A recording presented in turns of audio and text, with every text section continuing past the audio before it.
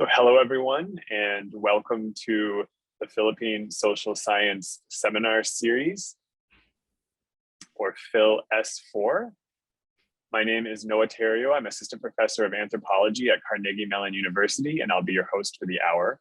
PhilS4 is a joint effort of the Sydney Southeast Asia Center, University of the Philippines Diliman, Humboldt University of Berlin, and SOAS at the University of London. The series brings together social science experts from across the globe to discuss pressing issues facing the Philippines. Today, what I believe is our seventh seminar that we've done. We're very fortunate to be joined by Vicente L. Rafael, who is Professor of History and Southeast Asian Studies at the University of Washington in Seattle. His research and teaching have focused mostly on the comparative political and cultural history of the Philippines, the United States, and Southeast Asia. And he's the author now of at least 5 books, the latest of which is the Sovereign Trickster, which was just published by Duke University Press and will be the focus of our discussion today. Professor Rafael will speak for around 20 to 25 minutes. We'll then have around 25 to 30 minutes for Q&A and discussion. So please post your questions via the Q&A function, and I'll then pose a selection of them to our speaker when the time comes. And before I hand it over to Professor Rafael, I just wanted to say that we've actually never met in person. So this is kind of, for me, a fanboy moment.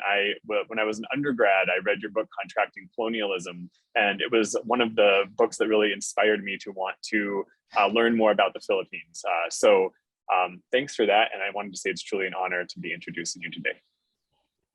Thank you, Noah. It's a pleasure to be here, and I'm really delighted to be able to participate in this seminar because I know you've had some great talks and some great webinars. So I'm happy to be part of that series.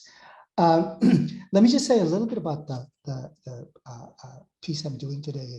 It's actually a sort of an improvised slice of one of the chapters of my last book, The Sovereign Trickster, Death and Laughter in the Age of Duterte. It's something that I thought I would do because it seemed quite relevant to recent events in the Philippines today. So let me try and do that. And I'm very, very happy to entertain questions if there are those who want to ask. So let me begin with slides and some of the stuff I want to talk about. So the title of this paper is Electoral Dystopias in the Philippines, from Colonial Democracy to Authoritarian Rule. One of the arguments of the paper is that there's a very close connection between the emergence and the persistence of authoritarian rule, which didn't happen just with Marcos or with Duterte, but arguably is an integral feature of colonialism. There's a connection between colonialism and authoritarian rule that I want to trace out in the 20 or 25 minutes I have for this talk. It is not uncommon for the Philippines to attract global attention during times of natural catastrophes or man-made disasters. One such cataclysm, arguably, is a recent electoral victory of Ferdinand Bongbong Marcos Jr., the son of the infamous dictator, and his running mate, Sara Duterte Carpio, the daughter of the authoritarian president, Rodrigo Duterte.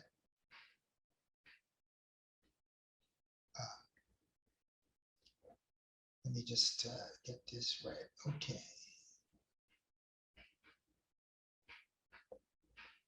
While much of the world was shocked by their election, people in the Philippines were not entirely surprised. The country has been swept by storms of authoritarianism blowing across the world for the past decade. In 2016, it brought in Rodrigo Duterte as part of this global trend. Thanks to his tough guy talk, his unapologetic misogyny, his hostility to human rights, and most of all, his unremitting war on drugs, Duterte has become a global sensation. It was also under Duterte's regime that the rehabilitation of the Marcos family, which began as early as 1991, intensified, beginning with the controversial burial of Marcos Sr.'s mummified corpse in the Libingan ng mga Bayani, or Hero Cemetery, it culminated in the landslide victory of Marcos Jr. There are many other reasons for the Marcos Duterte victory, from widespread cheating to the extensive deployment of social media, to whitewash Marcos's brutal history, to the use of plundered billions to buy votes and the support of local officials. Rather than rehearse these reasons, I'd like instead to situate recent electoral events in the context of the long history of colonialism in the Philippines under Spain, the United States, Japan, and the post-colonial republic that continues to be under the spell of the United States. In liberal democracies, elections tend to be Janus-faced. On the one hand, they are essential to the ongoing democratization of society insofar as they are expressions of popular sovereignty. The act of voting is an indispensable ritual performed privately, yet counted publicly. A solitary act with collective consequences meant to ensure the peaceful and legitimate transfer of power and the legislation of social change. On the other hand, elections, by mobilizing people, set them against one another in a state of civil strife. Not for nothing are electoral contests like wars called campaigns.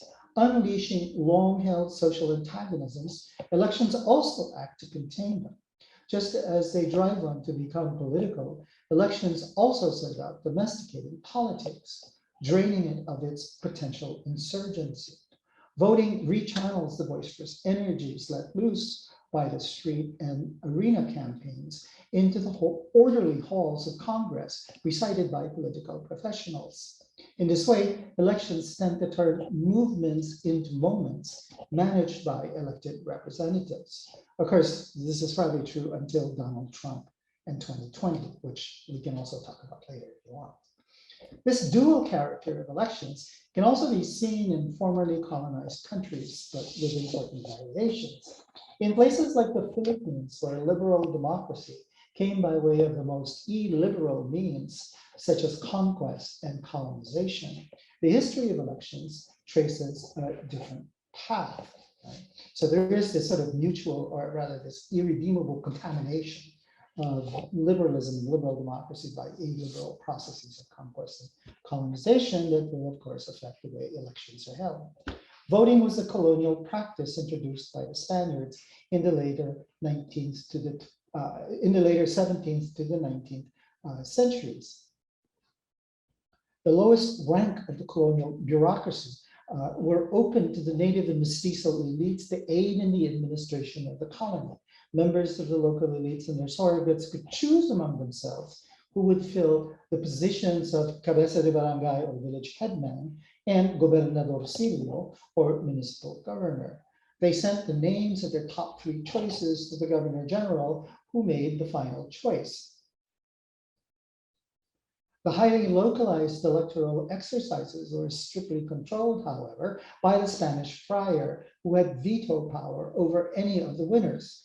The franchise, as one might imagine, was extremely limited. Only current and former officials and the male members of their families could vote.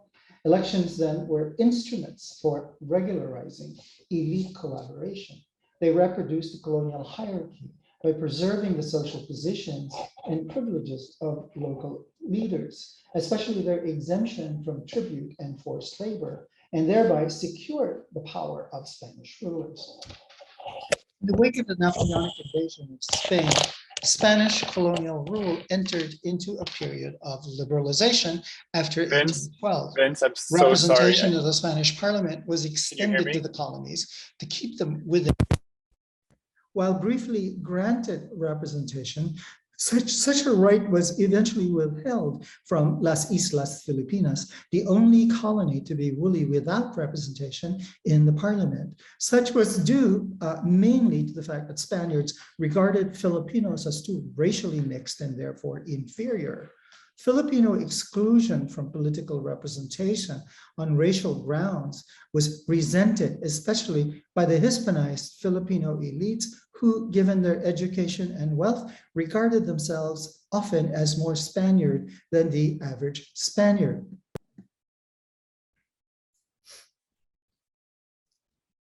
It became a major bone of contention in the emergent nationalist movement during the 1860s. Separatist sentiments gradually emerged from experiences of electoral exclusion and other acts of Spanish injustice, boiling over into the revolution of 1896.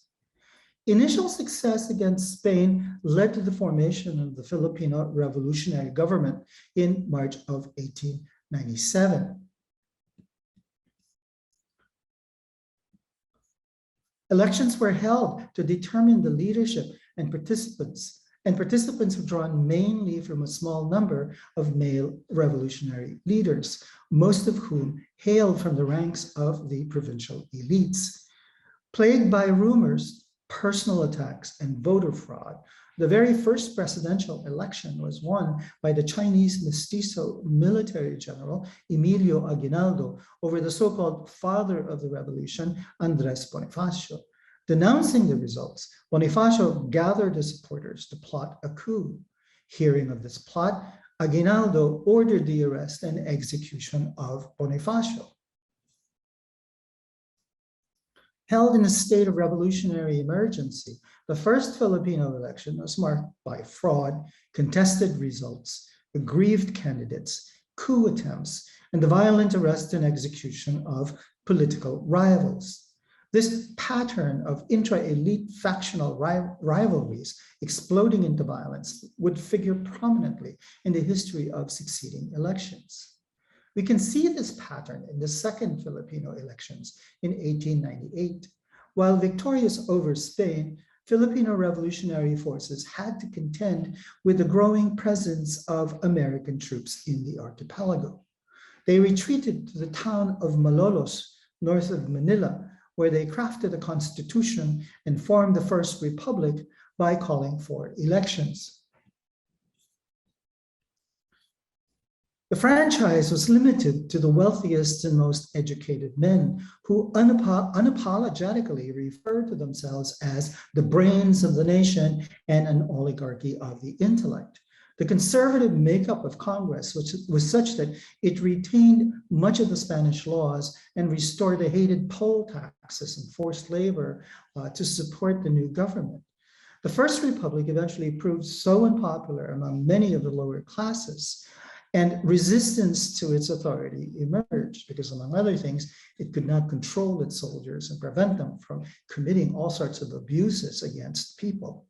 The masses had expected not merely regime change, but a real social revolution that would restore kalayaan, or freedom, understood as a moral society of mutual caring and compassion. But before such class tensions could escalate into a civil war, the US invasion plunged the country into a brutal guerrilla war between 1899 to 1902. The US invasion, with its widespread use of torture, mass killings, concentration camps, and other quote-unquote lessons of war, eventually overwhelmed the First Filipino Republic. However, insurgencies continued to break out all throughout the US colonial occupation until the 1930s. Anxious to end the fighting, the United States set up elections as a counterinsurgent measure. Elections were seen as a means to co-opt local elites, many of whom were leaders of the Filipino forces, and ensure their local basis of power. Local elections were held in places deemed pacified by the US military between 1901 to 1903, followed by national elections for representatives to the First Filipino Colonial Assembly in 1907. The franchise, not surprisingly, was limited to the wealthy and educated male property owners fluent in either Spanish or English, which at that time was about 1.7% of the population.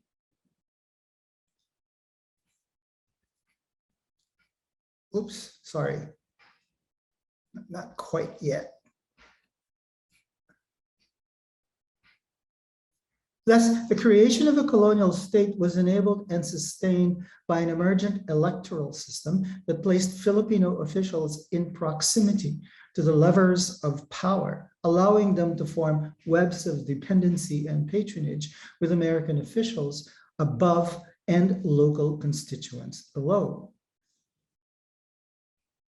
As in the Spanish colonial era, elections were crucial as a means of orchestrating collaboration and pursuing counterinsurgency. Not surprisingly, they produced largely conservative results, reproducing and protecting class and gender hierarchy in the face of an ongoing insurgency and popular demands for independence. Colonial power, however, was sustainable only if the colonial state could assert its unwavering sovereignty and quell challenges to its rule. This entailed setting up paramilitary forces such as the Philippine Scouts and police forces to replace the departing American troops. Such native colonial forces were then assigned to provinces and attached to local elites who supported them in exchange for their services, such as intimidating rival elites, especially during elections, putting down dissident peasants and workers, and so on. In short, elections by the first half of the 20th century was part of an ensemble of governing practices designed to regulate political participation in ways that would ensure colonial order while preserving social inequality essential to that order. Once again, democratic institutions were calculated to produce undemocratic ends. Key to this quote-unquote colonial democracy was the use of violence, not just by the agents of the state, but also by loose, informally organized militias, acting often as paramilitary forces and private bodyguards for politicians. Under the harsh rule of the Japanese, elections were suspended and Filipino elites were instead appointed to serve in the Japanese military administration. In the wake of independence of July 4, 1946, however, colonial electoralism resumed. That is, elections as a form of counterinsurgency, productive of social hierarchy, the maintenance of which depended on highly localized paramilitary violence. This was especially urgent in the face of the communist-backed Hukbalahap peasant revolt that threatened to plunge the country into civil war. However, elections after the war went through some important mutations, chief of which was the expansion of the franchise. Such an expansion had been going on since the 1930s, when literacy and property qualifications were modified, and when women were given the right to vote in 1938. With independence, near universal voting rights were established with the goal of democratizing society. Expanding the franchise gave the vote to the majority, many of whom were poor people. Politically empowered, they remained socially marginalized and economically impoverished. Ruling elites, many of whom had collaborated with both the US during the Pacific War, with Japan, had to find other ways to persuade and coerce this new electorate to vote for them under changed conditions. They did so in three ways. First, they changed the style of campaigning. In the past, presidential candidates campaigned mostly from their homes, making limited appearances and rarely mixing with the crowds.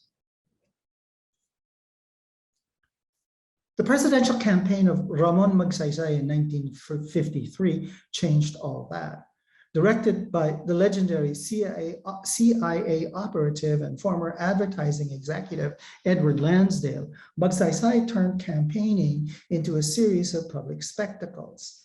A political upstart who banked on his close ties with American military forces and his reputation as an anti-communist populist, Magsaysay toured the country, engaging in highly theatricalized campaigns, often photographed eating with his hands.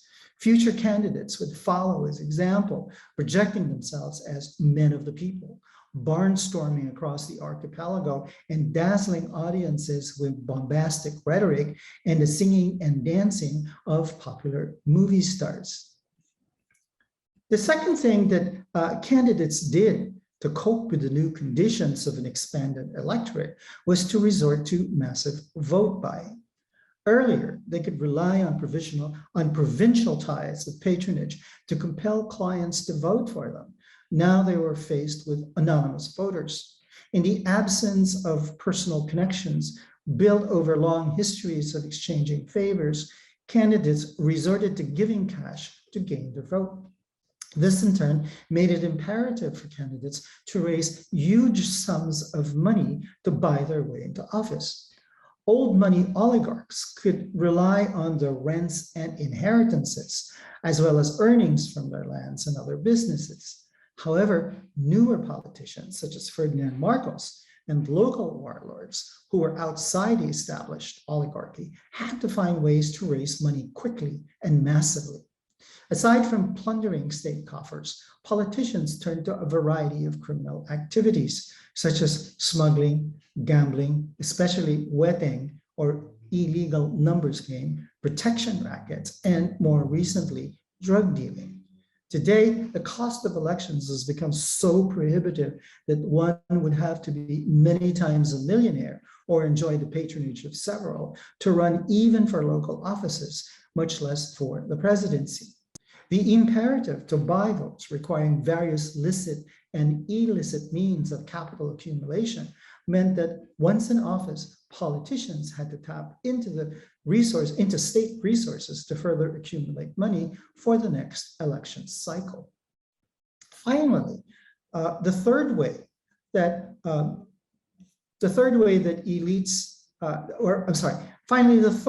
ruling elites dealt with the extension of the franchise was to intensify the use of violence, intimidating and often assassinating their rivals.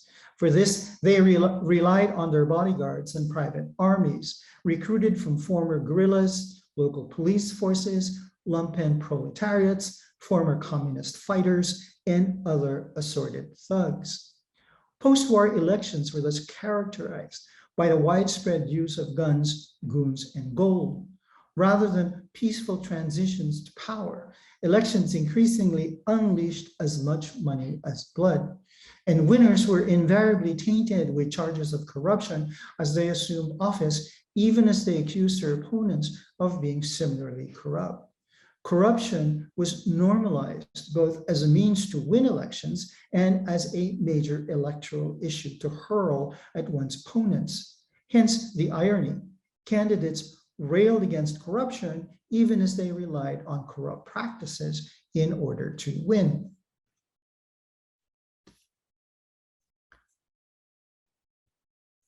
Ferdinand Marcos came into office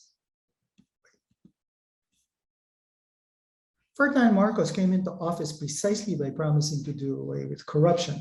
At the same time, he proved to be the most corrupt politician to win the election of 1965 and the re-election of 1969. In the face of mounting challenges from both the left and the right, Marcos declared martial law in 1972 and proceeded to steal the country blind in order to maintain himself and his wife Imelda in power. He rewrote the Constitution, ruled by executive order, abolished Congress, installed a rubber stamp parliament and Supreme Court. Worth noting here is the continuing centrality of the electoral system. Marcos assumed and maintained dictatorial powers through elections, however fraudulent, throughout his regime, thereby continuing the tradition of civilian control over the military.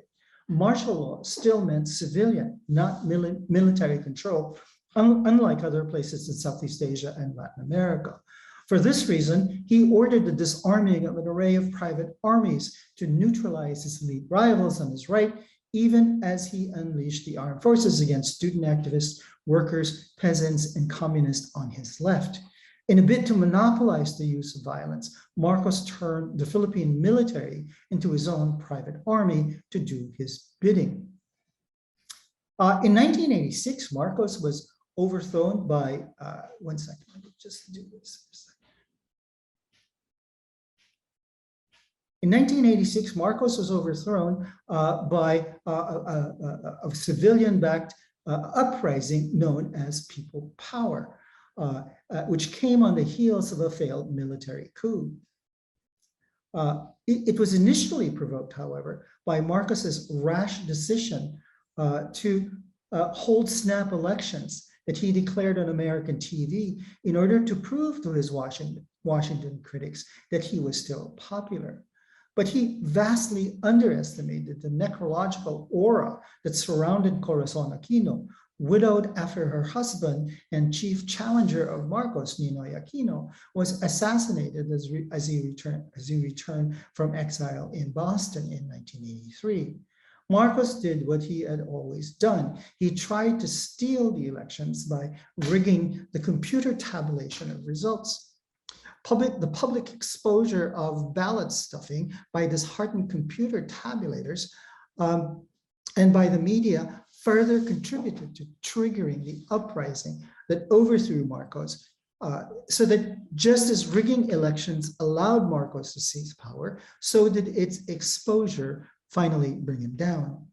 With the end of martial law, electoral practices in the post-Marcos era resumed much of their pre-Marcosian patterns. Such was not surprising since the end of Marcos marked not a revolution, but a restoration of the old oligarchy, along with the new rich presiding over a divided society where over a third of the population lived below the poverty line. Elections continued to be marked by widespread fraud and violence, despite attempts by civil society groups like NAMFREL to guard the ballot boxes and ensure the integrity of elections.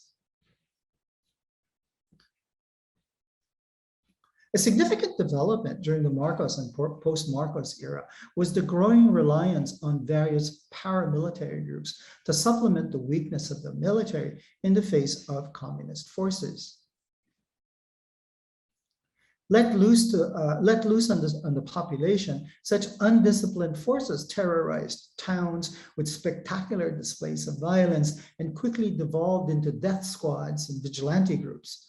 Under Aquino, there was an initial attempt to get rid of paramilitary armed groups and negotiate with the Communist Party. However, beset by coup attempts from military hostile to the left, peace talks eventually broke down and fighting resumed. Supplementing an emboldened military, Aquino eventually encouraged the formation of right-wing civilian volunteers formed and funded with the aid and protection of local police and the military, and indirectly by the United States. Anti-communist death squads proliferated in areas where the communists were strongest, and the rate of extrajudicial killings rivaled those of Marcos's time.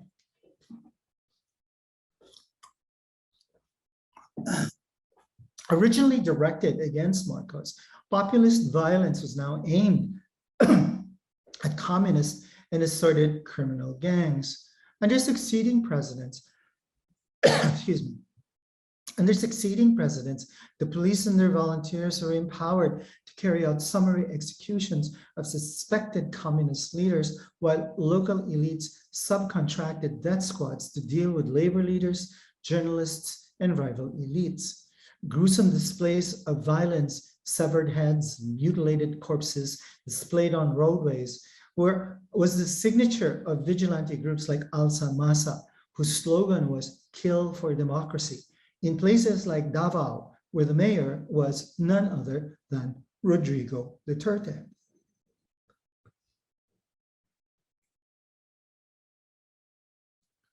Rodrigo Duterte, as mayor of Davao, absorbed elements of these death squads into his police force to deal with a new enemy, drug lords and drug users. His reputation as the Punisher emerged at the crossroads of democratic transition and counterinsurgency, when people power was taken to mean that ordinary people would be empowered to act on behalf of the state and kill its designated enemies.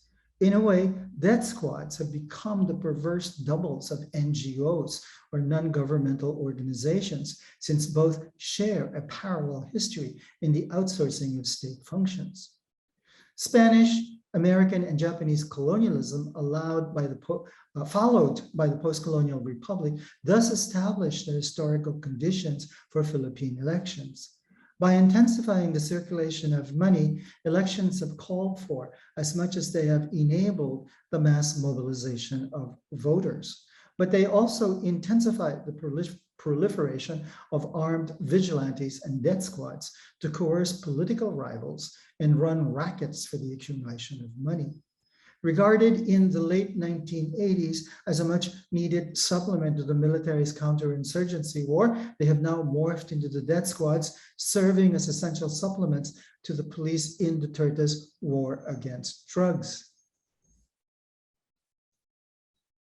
Accompanying electoral contests, especially after World War II, death squads, vigilantes, paramilitary volunteers of all sorts have long been an integral, though disavowed, feature of the state. As with other modern states, the Philippine state has pursued what seems like a contradictory course. It has simultaneously sought to monopolize the use of violence, even as it outsources it, using uncivil means to secure civil society. The legal and illegal constantly blur into one another. The police often double as vigilantes when they are not moonlighting as racketeers, working both within and outside the cover of law. Extrajudicial killings sold to the police as a remedy to the inefficient and corrupt legal system normalize mass murder, especially of the poor, even as it foregrounds fear as a primary technique of governing. Public resources are used to forge private armies, a kind of PPP or public-private partnership for the efficient delivery of justice in the way of assassinations. Exercising a kind of biopower, the state seeks to secure the life of its citizens. But as I've tried to show in my own book, it does so by way of a necropower, whereby the state designates accursed others as social enemies destined for abjection and disposal. By intensifying the circulation of money, elections have called for, as much as they have enabled, the mass mobilization of voters. But they also intensify the proliferation of armed vigilantes and death squads to coerce political rivals and run rackets for the accumulation of money. Taking place amid conditions of socio-economic inequality, a culture of impunity, and deeply entrenched practices of political patronage and routine fraud, elections unsurprisingly tend to reproduce the status quo. Yet elections are also moments of intense popular mobilizations that stimulate rather than merely sublimate expectations. From the perspective of ordinary people who are often regarded as passive objects to be exploited and set aside rather than active participants in the political process, elections arouse the possibility that things may be different. Such expectations arguably swept Rodrigo Duterte into the presidency in 2016 by an impressive plurality of votes, by an electorate who saw him as a strong man who could address their fears of criminality amid precarity. As he prepares to step down, he continues to be popular. The latest polls set his approval rating at an astounding 85%. In the recent elections, the opposition made up of Leni Robredo and Kiko Pangilinan put up a valiant fight propelled by enthusiastic bands of volunteers to restore liberal democracy. But they fared badly against the Marcos-Duterte tandem, who are widely perceived as continuing Duterte's legacy. As polls demonstrate, the cross-class popularity of Bongbong and Sara suggests that much of Filipino political culture, deeply entrenched in centuries of colonial history, skews towards reproducing social hierarchy, shoring up an ideology of class and gender inequality that favors patronage and strongman rule, and a pronounced preference for security and policing over deliberative democracy and broad-based accountability. The electoral system, as it is currently structured, lends itself to replicating this deeply conservative and, one might even say, reactionary political culture, even as it is capable of periodically mobilizing mass resistance and radical hope. offering possibilities for change by momentarily gathering new imagined communities of hospitality and generosity, elections nonetheless tend to return us to variations of the colonial authoritarian nightmare from which there seems to be, at least for the moment, no escape. Thank you. Thanks, yeah. Well, thank you so much, Vince, for that very depressing talk, but very informative. Are you having trouble hearing me, Vince? Can't hear you. Can't hear you. I wonder if Ariane can hear me. I'm definitely not muted. Can't hear I you. can hear you, yes. So it's on Vince's You're not side, coming it through. seems. Your earphones? Mm.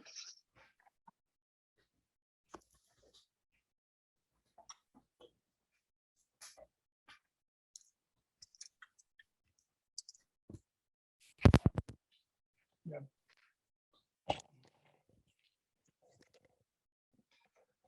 Okay.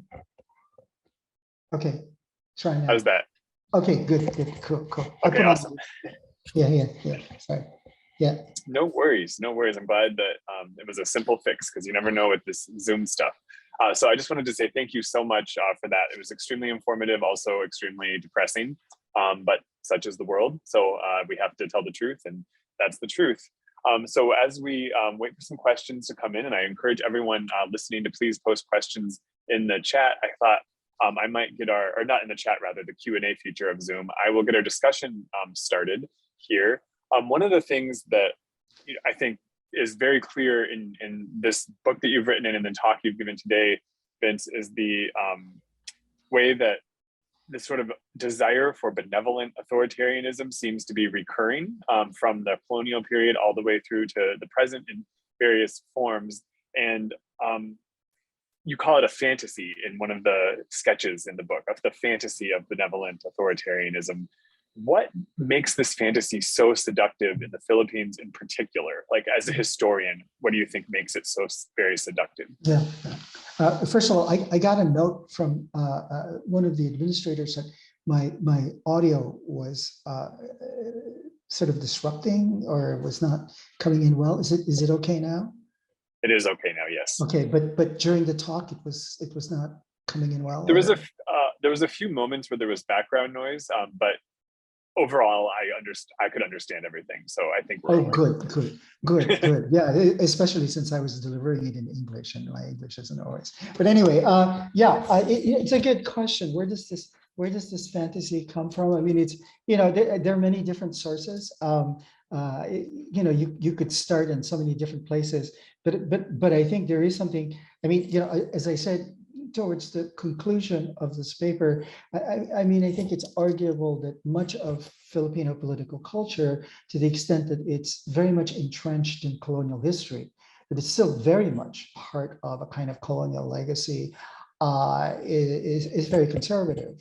And part of that conservatism is a tendency to look towards a kind of patriarchal, benevolent protector, a kind of patron, to act as a sort of a force for a sort of security, for safety, amid conditions of precarity. This is a situation where something like colonial culture creates conditions of precarity, and that in turn forces people to look for safety, for some source of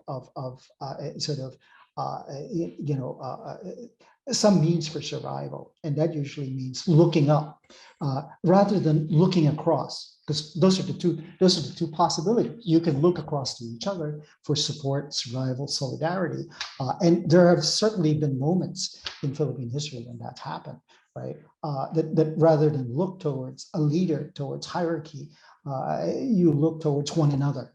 And you can see that in accounts of the revolution, in accounts of EDSA, the two EDSAs during the campaign of Lenny, which was one of the things that galvanized people during Lenny's campaign, was this idea that they can look to each other rather than have to look up rather than have to depend on others, they could depend on one another for solidarity and support. And that I think, among other things, is the experience of democracy, right? Mutual support, mutual caring, etc. But the tendency, I think, in Philippine political culture, again, because of its colonial history, is a tendency to sort of tendency to look up to depend on somebody above them, and to hope that those above them will take care of them. Thus, the tendency to look for strong men, the tendency to as I said, look for a kind of benevolent dictator, right? The other side of that, of course, is that when the dictator or the strong man or the patron fails to deliver, then there's a history of people rising up and getting rid of them, as in the case of Marcos, right? People got rid of him because of the fact that he no longer proved to be the kind of strong man that people looked up to. So, or at least some of them, right? There's some debate as to how many people actually were dissatisfied with Marcos. There's some evidence that there's a considerable minority of people who actually thought that even at the very end of martial law that he was still a good president. So you know, the debate continues, but I think that's where it comes in. Filipinos are, for the most part, again, because of colonial history, profoundly conservative. And I hope people push back on that. I hope people listening will say, no, that's bullshit. That's not true. No, we're radical. Yeah, we take up arms, so forth. So, yeah, I think that's true in certain cases. But I think for the most part, you can argue not. You know, and oh, one of the other thing I was thinking about this today. You know, it used to be people did ethnographies of child rearing. I bet if you did ethnographies of child rearing, you'll see how this conservatism enters early and enters often into the raising of children. And of course, there's the Catholic Church, which for you know, in many cases is quite conservative as well. So. Well, thank you. Lots to think about there, and provocative indeed. So we'll see if we get questions coming in about that. We do have a couple though now, and I'll start with David Walsh, who asks, is there any cause for thinking the new regime may be different, that is discontinuous with past experiences? The presentation today has emphasized continuity. Yeah, no, I think there's evidence to suggest that there may be some differences. For one thing, there's definitely going to be a difference in tone, right? You're not going to have a Bongbong Marcos, you know, cussing and sort of using all sorts of obscenities, telling jokes about his genitalia. That's not going to happen. I think the level of sexism and misogyny will probably be toned down considerably, right? In terms of policies, again, it's hard to say at this point. I don't think he will be as hostile to the United States as Duterte was, for the simple reason that he needs the US, and he spent quite a bit of time in the US. And the US has already made all sorts of interesting overtones to Bongbong. I don't think he's going to be as wholly subservient to China as Duterte was, although there's lots of evidence to suggest that he will continue to pursue the Chinese link and will be very wary of antagonizing China. Although he did say, surprisingly, the other day that he respects the sort of the decision of the arbitration decision that recognizes Philippine rights over parts of the West Philippine Sea. So there are lots. I mean, you know, we don't know. I mean, he's appointed many of his economic team seems to suggest he's going to continue the policies of the Pinoy administration. So, you know, I mean, I think there will be, you know, as far as the drug war is concerned, my guess is that he's going to let Sarah take over that, and Sarah is going to continue the Duterte policy. There's no, I mean, that's my suspicion. So that part of it may not change. And that's actually the most interesting thing to watch, is to what extent Bongbong will pursue his own set of priorities versus Sarah, who will pursue her own set of priorities. You know, knowing how the presidency and the vice presidency are not usually are not in consonance with one another.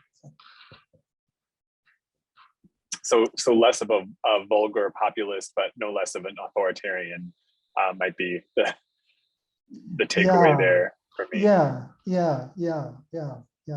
Authoritarian in a, yeah.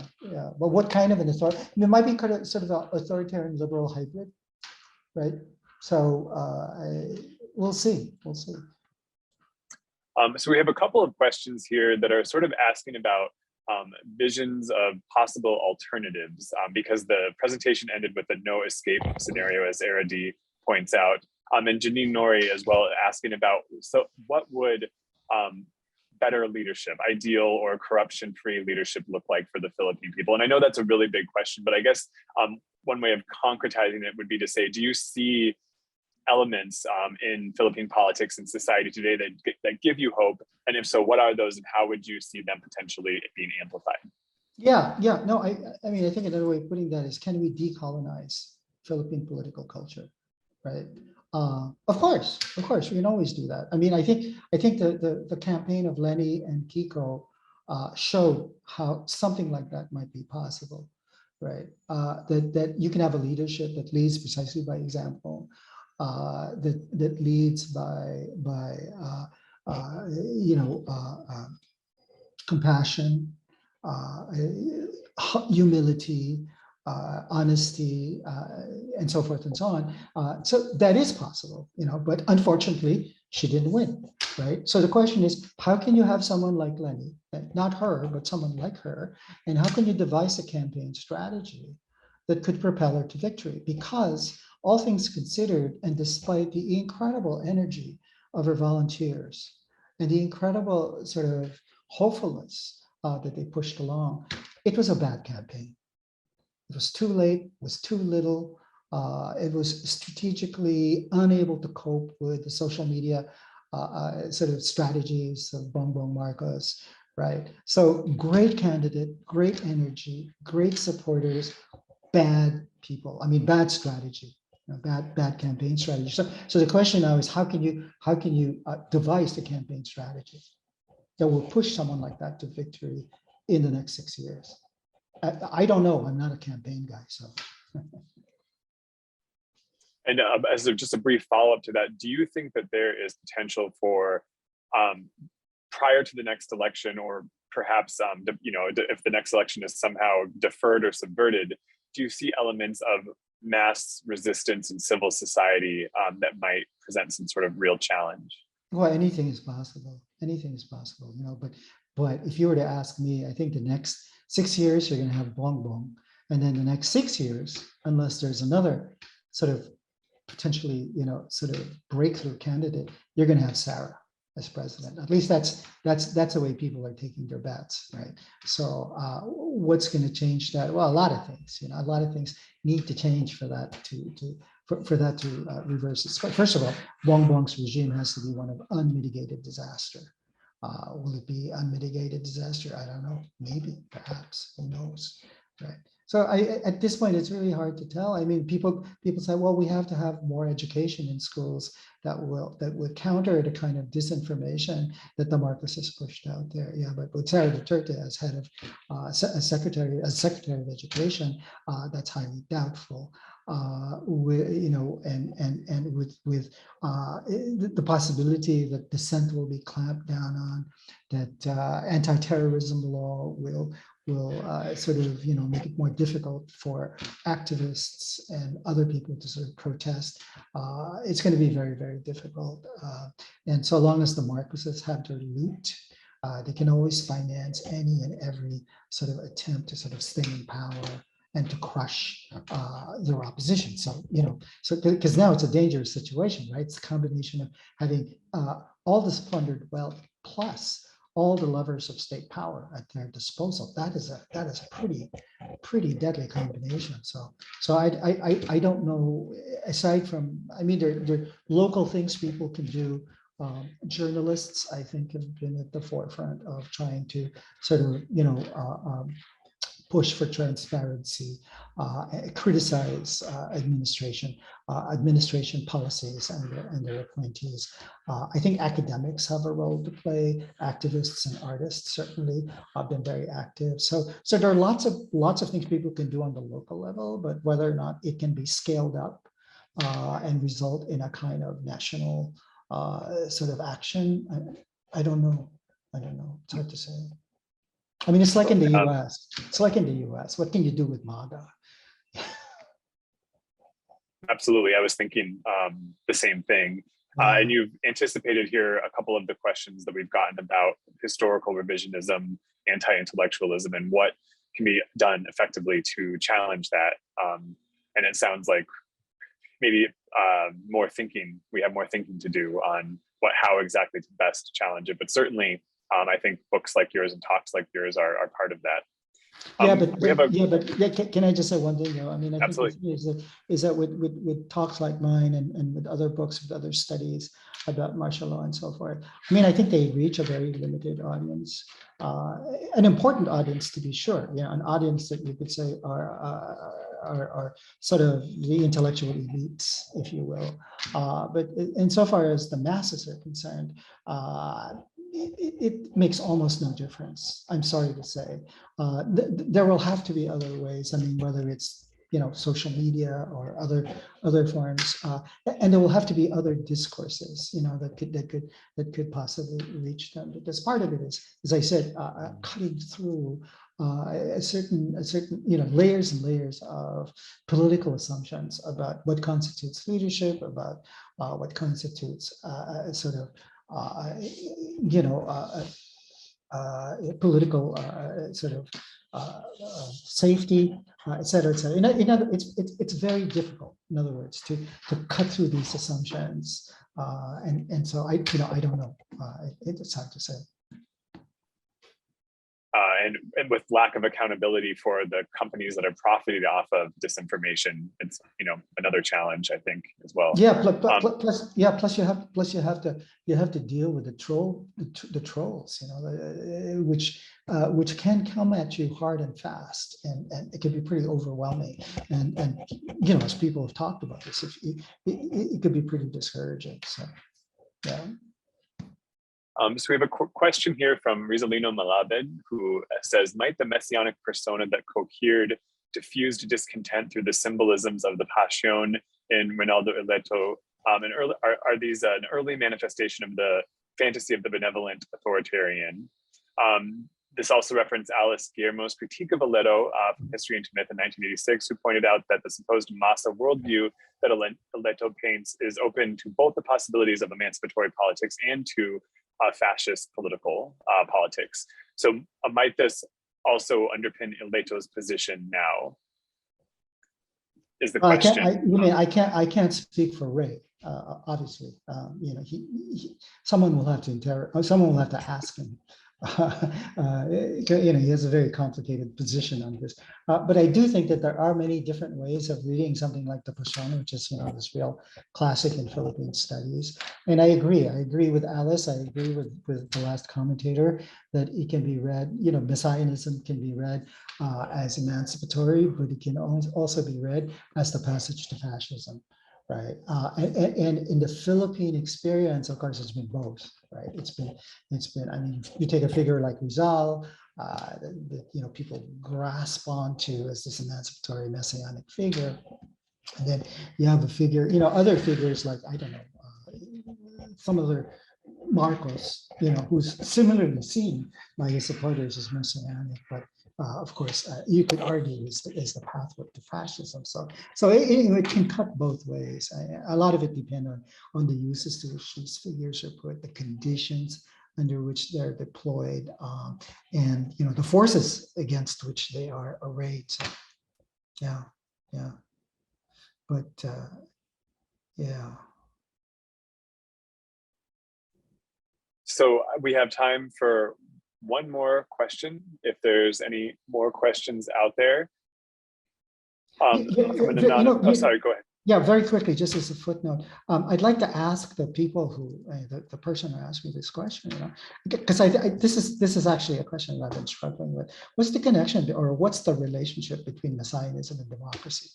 Can you have democracy under a messianic ruler, or does messianism cancel democracy, just as it cancels everything else, right? So, I mean, it's very interesting to think about that. If the Philippine political tradition is one messianism, that means that democracy has no hope, right? But if we have to have democracy, Does that mean we have to get rid of messianism? Question. I don't know the answer. So. It's another big provocative question that's going to be good to think with. From an anonymous attendee, the Senate vote also showed a preference for conservative politicians. Is the preference for conservative and strongman political leaders replicated out at the local political level in LGU elections as well? I think so. Yeah, I think so, because I think people's priority is security, safety, amid conditions of precarity, right? Who's going to provide for me? Who's going to make sure that I get help? Who's going to provide medical care, especially when my kid gets sick? Who can I call on? Et cetera, et cetera, et cetera.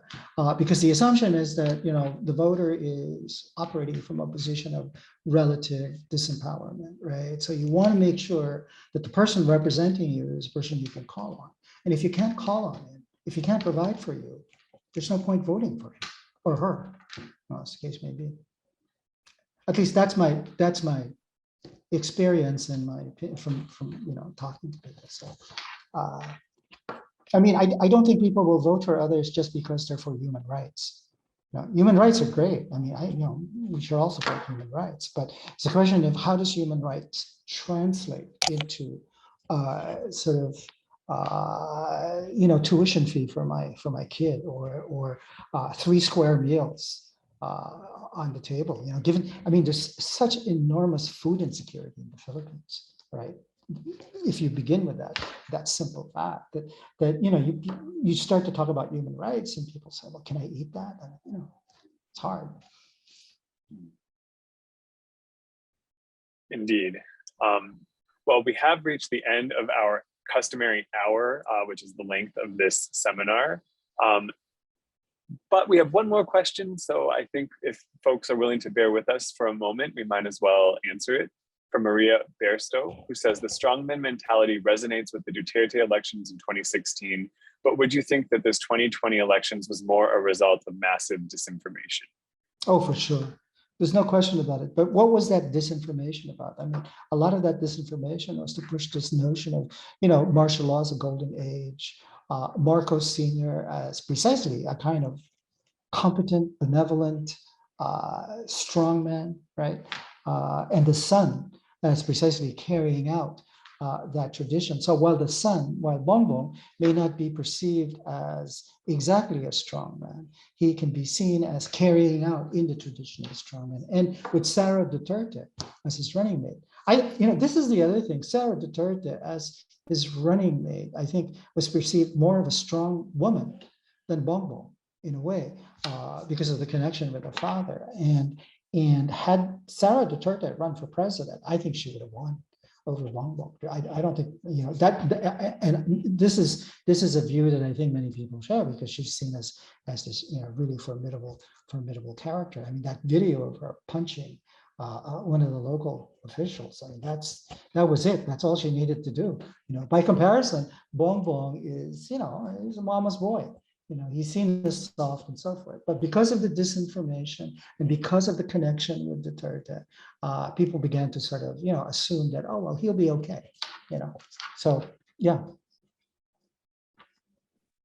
Well, thank you. I want to thank you again so much, Vince, for sharing your insight with us. Congratulations on your latest book. I can't wait to see what the next one will be about. And I want to also thank all of our attendees, as well as Ariane Dufresne from SEAC, who organized this for us. We do not have our next installment of the seminar scheduled quite yet, because we're going to take a hiatus over the winter or summer, depending on your hemisphere, and get back in action in September is the plan. So please stay tuned for future announcements, and please everyone join me in again thanking Vince, Rafael for this wonderful talk and discussion. Thank you.